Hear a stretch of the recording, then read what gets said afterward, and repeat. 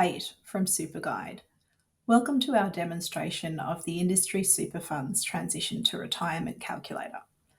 This is a simple and quick to use calculator that can give you an idea of how a transition to retirement strategy may benefit you. It does have some drawbacks and we'll look at those as we go through. First of all, you just need to enter your current age and the age you plan to retire. If we say we're currently age 60 and plan to retire at 67, you'll see this pop-up box come up, which explains that a transition to retirement pension is not available beyond age 65. Now that's true, but you can still open a retirement pension, and that could be even more beneficial, in fact, because retirement pensions have tax-free investment earnings versus taxable earnings in a transition to retirement pension. And you can also withdraw any amount you want as long as it's at least the minimum. There is no maximum withdrawal from a retirement pension. So you could in fact continue to salary sacrifice and withdraw a tax-free income from super after you're 65 to continue to build up your retirement balance.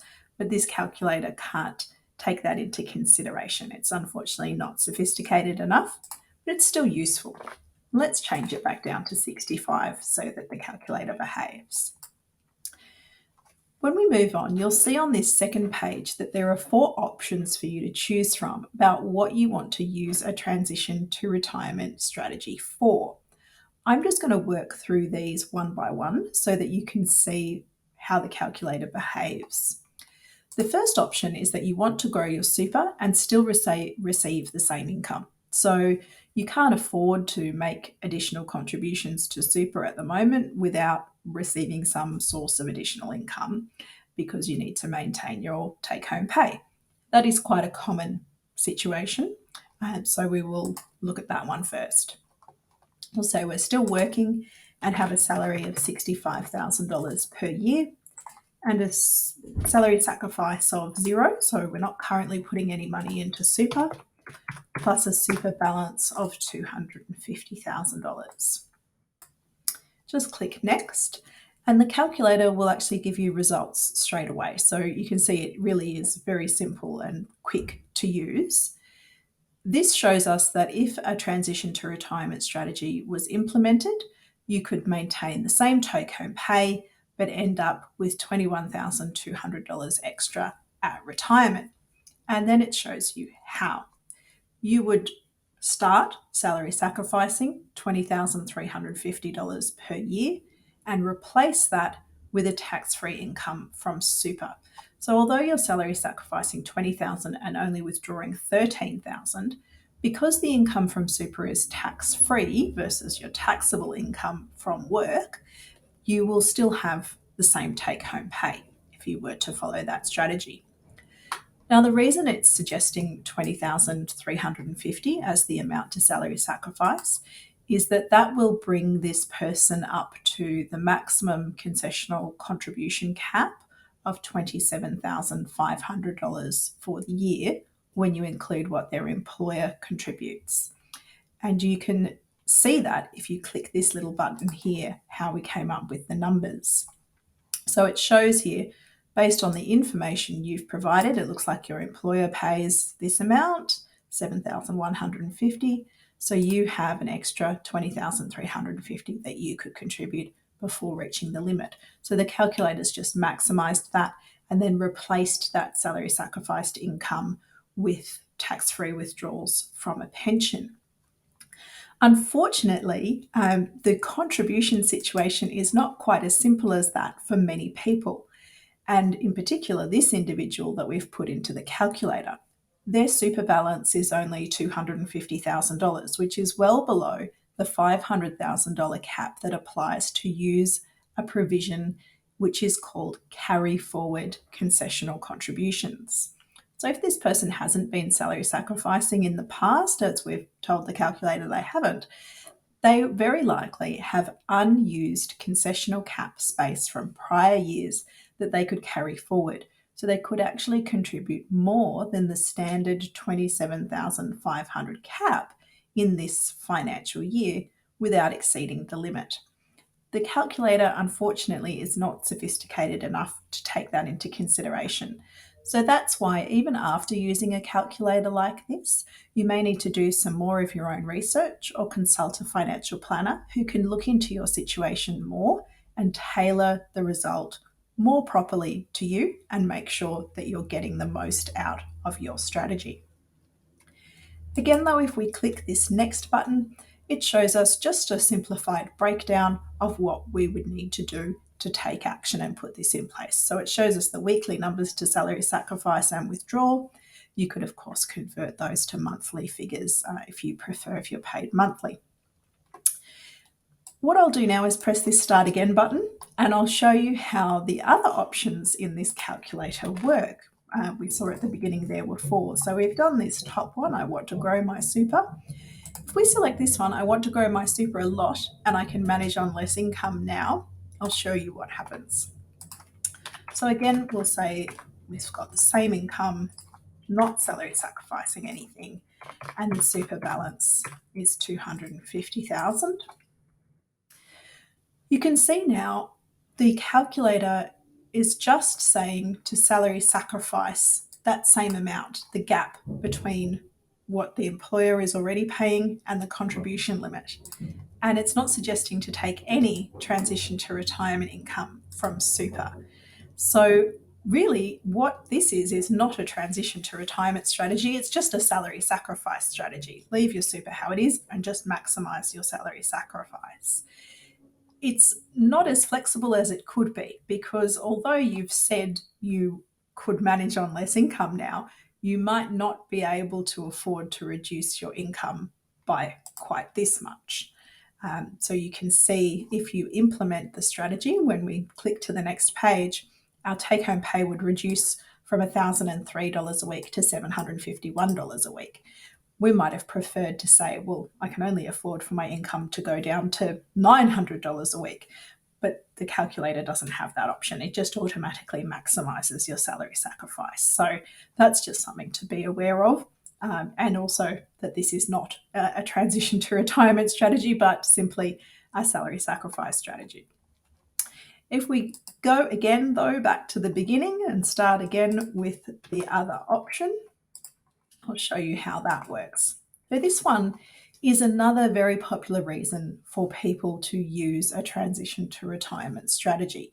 It's wanting to reduce work hours, but not being able to afford to go without that income that you're currently earning. So you'd like to replace that income from going part-time with an income from super. So we can see how that could work. You'd say again, I'm working, I earn the same income, currently working 5 days a week, not making any extra super contributions, and my balance is still the same. So it says here, based on working 4 days a week, we could implement a transition to retirement strategy. It would mean that we would have less money in the account at retirement. And the reasons for that are clear. Not only are you working fewer days than before and receiving, therefore, less super contributions from your employer, you're also withdrawing money from your super to replace those lost earnings. So, of course, you would expect to have less at retirement than if you continued to work full-time and not draw an income from super, which is what it's comparing to. Again, it shows you how to do that. So it says you should still do salary sacrifice and take an income from your super, but it's suggesting to withdraw more income than in the previous scenarios, and that's to help replace that lost income from working. It's minimizing the impact on your final super balance by suggesting that you salary sacrifice along with that to maximize your tax advantage and minimize the impact on your final retirement balance from super.